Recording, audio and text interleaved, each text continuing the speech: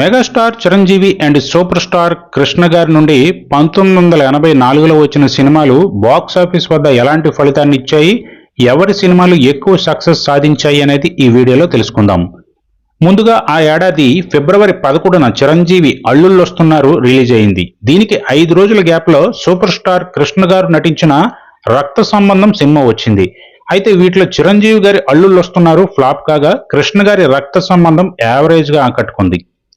ఇక ఆ తర్వాత వీరి మధ్య క్లాష్ మార్చిలో వచ్చింది 23వ తేదీన.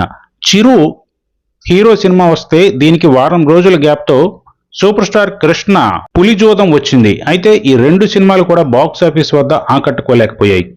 అలాగే మూడవసారి పోటీ వీరి మధ్య ఏప్రిల్లో వచ్చింది. ఆ నెలలో ముందుగా ఏప్రిల్ 12న చిరంజీవి దేవాంతకుడు వచ్చింది. దీనికి 10 రోజుల తర్వాత కృష్ణ గారి ముఖ్యమంత్రి సినిమా రిలీజ్ అయింది. వీటిలో దేవాంతకుడు సూపర్ హిట్ అవగా ముఖ్యమంత్రి హిట్ టాక్ తెచ్చుకుంది. ఇక 4వసారి క్లాష్ కిరాయి అల్లుడు వర్సెస్ మహానగరంలో మాయగాడు.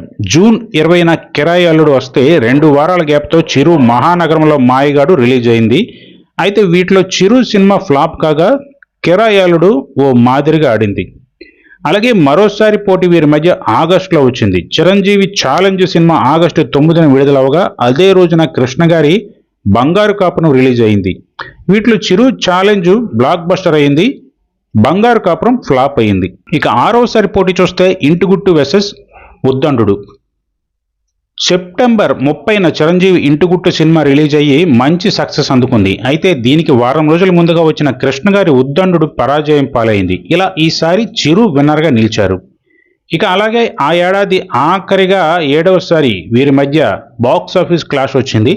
కృష్ణ గారు నటించిన కంచు కాగడ సెప్టెంబర్ 28న రిలీజ్ అయింది. దీనికి 2 వారాల గ్యాప్తో చిరంజీవి నటించిన నాగు సినిమా రిలీజ్ అయింది. అయితే ఈసారి వీరిద్దరు సినిమాలు బాక్స్ ఆఫీస్ వద్ద అంతగా ఆకట్టుకోలేపాయి. మరి కృష్ణ గారి చిరంజీవి గారి సినిమాల్లో మీ ఫేవరెట్ మూవీ ఏంటో కామెంట్ చేయండి.